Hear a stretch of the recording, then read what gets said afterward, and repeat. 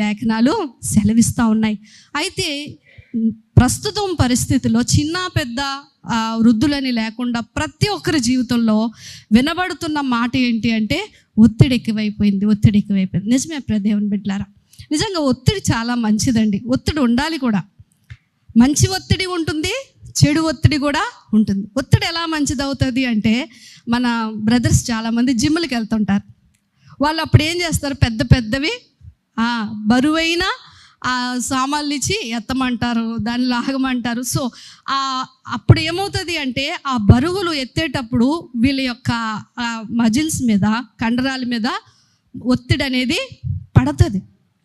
అలా పడడం వల్లే కండరాలు ఏమవుతాయి, శక్తి పొందుకుంటాయి. అంటే ఆ ప్రెజర్ ఇవ్వడం అనేది చాలాసార్లు చాలా మంచిది.